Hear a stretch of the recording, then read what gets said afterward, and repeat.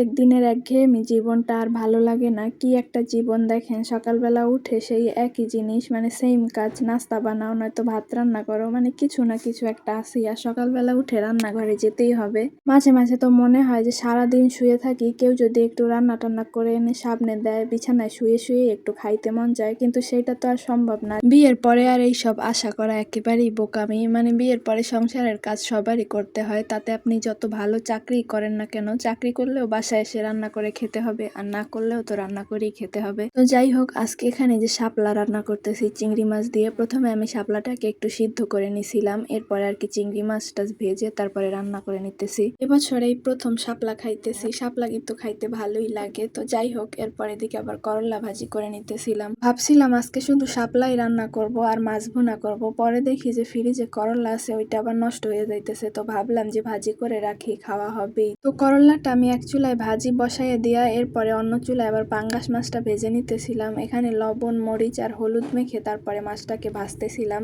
আর পাঙ্গাস মাছটা কিন্তু আমার অনেক বেশি পছন্দ। আপনাদের কার কার কাছে ভালো লাগে কমেন্ট করে জানাইয়েন। তো মাছটা ভাজতে বসাই দিয়া আবার বারান্দায় আসছিলাম, এসে দেখি মুরগিটা আবার একটা ডিম পারছে। আর এই মুরগিগুলা নাকি একটা না 6 মাস ডিম পারে। এই তো অনেকদিন আমরা ডিম খাইছি এই মুরগিটার। পরে ভাবলাম যে এত ডিম পারতে আছে কেন, পরে আমার মেজো ননদ বলল এই মুরগিগুলা নাকি ডিম পাড়া শুরু করলে একটা না 6 মাস ডিম পারে, পরে আবার 6 মাস পারে না আর কি, এরকমের করে ডিম পারে। আমরা ভাবছিলাম দেশি মুরগির মতো হয়তো 4-5টা পারে, এরপরে আবার বন্ধ করে, এরকমের আর কি। তো যাই হোক, কথা বলতে বলতে এদিকে মশলাটাও কষাই নিছি, এরপরের মধ্যে পানি দিয়া তারপর আর কি ফুটাই নিতেছিলাম। আর ঝোলটা ফুটে ওঠার পরে ভেজে রাখা মাছগুলাকে এর মধ্যে দিয়ে দিছি। পরে আর কি দুপুরে রান্না বান্না শেষ, পাঙ্গাস মাছ ভুনা করে নিছি, এখানে যে করলা ভাজি করে নিছি, আর চিংড়ি মাছ দিয়ে শাপলা রান্না করছিলাম। পরে আবার বিকেলে আমি একটু বাইরে বের হইছি, একটা 3 পিস বানানোর আছে, তো ওটার আর কি ওই কালারের সুতা নাই বাসায়, তো ভাবলাম যে পাশের দোকান থেকে নিয়ে আসি। আর এরপরে এনে এখানে আর কি আমি জামাটা কাটতে বসছি। কাজ শিখছি প্রায় 6 মাস হয়ে গেছে, এখন পর্যন্ত আর কি নিজে নিজে জামা কেটে তারপরে বানাই নাই। এর আগে অনেকগুলা জামাই বানাইছিলাম, কিন্তু সেগুলা যার কাছ থেকে কাজ শিখছি ওই আপু কেটে দিছে, তারপরে আমি সেলাই করছি।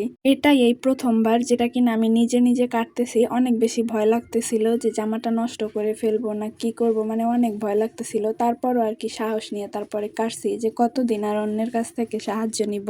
নিজে নিজেই এখন বানানো শিখি, একবার ভুল হলে পরবর্তীতে আবার ঠিক হয়ে যাবে, এই চিন্তা করে আর কি নিজে নিজে এখানে কাপড়টাকে কেটে নিতেছিলাম। আর আমি একটা জামা কাটতেই প্রায় 1 ঘন্টা লাগাই দিছিলাম, মানে সব মেজারমেন্ট ঠিক করে তারপরে আর কি বসেছিলাম যে কাটবো কি কাটবো না, এরকমের একটা অবস্থা।